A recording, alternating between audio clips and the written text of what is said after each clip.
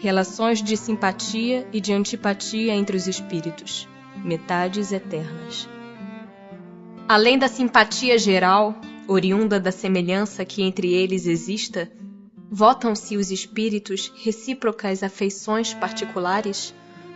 Do mesmo modo que os homens, sendo porém que mais forte é o laço que prende os espíritos uns aos outros, quando carentes de corpo material, porque então esse laço não se acha exposto às vicissitudes das paixões.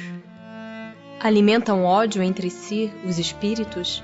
Só entre os espíritos impuros há ódio, e são eles que insuflam nos homens as inimizades e as dissensões. Conservarão ressentimento um do outro no mundo dos espíritos, dois seres que foram inimigos na terra? Não. Compreenderão que era estúpido o ódio que se votavam mutuamente, e pueril o motivo que o inspirava. Apenas os espíritos imperfeitos conservam uma espécie de animosidade enquanto não se purificam. Se foi unicamente um interesse material o que os inimizou, nisso não pensarão mais, por pouco desmaterializados que estejam. Não havendo entre eles antipatia, e tendo deixado de existir a causa de suas desavenças, aproximam-se uns dos outros com prazer. A lembrança dos atos maus que dois homens praticaram um contra o outro constitui obstáculo a que entre eles reine simpatia?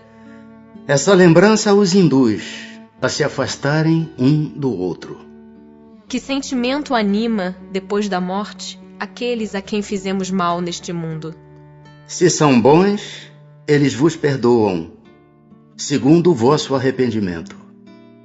Se são maus, é possível que guardem ressentimento do mal que lhes fizestes, e vos persigam até não raro em outra existência. Deus pode permitir que assim seja por castigo. São suscetíveis de alterar-se as afeições individuais dos espíritos? Não, por não estarem eles sujeitos a enganar-se. Falta-lhes a máscara, sob que se escondem os hipócritas. Daí vem que, sendo puros, suas afeições são inalteráveis. Suprema felicidade lhes advém do amor que os une. Continua a existir sempre, no mundo dos espíritos, a afeição mútua que dois seres se consagraram na terra? Sem dúvida, desde que originada de verdadeira simpatia. Se, porém, nasceu principalmente de causas de ordem física, desaparece com a causa.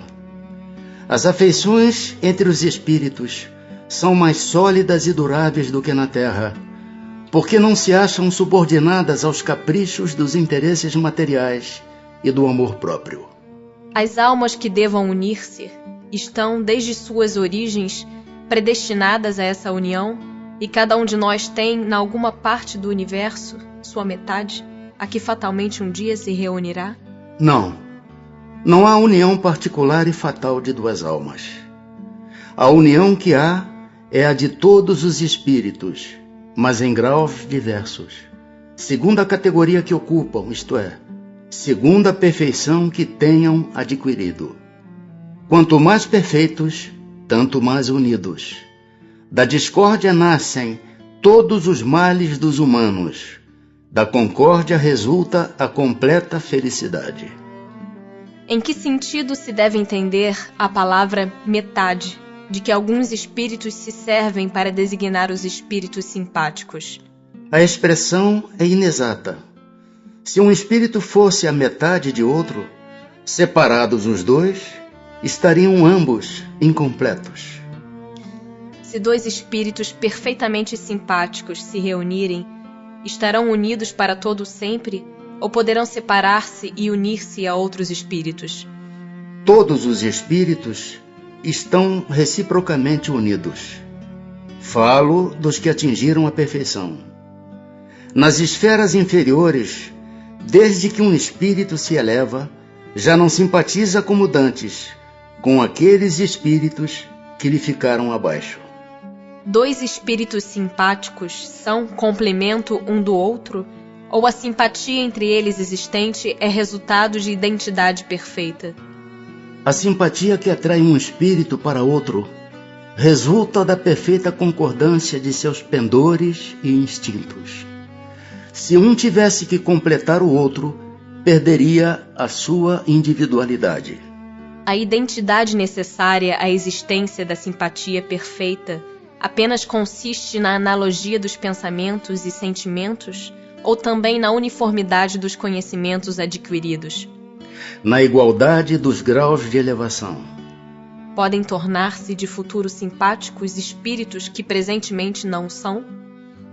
Todos o serão.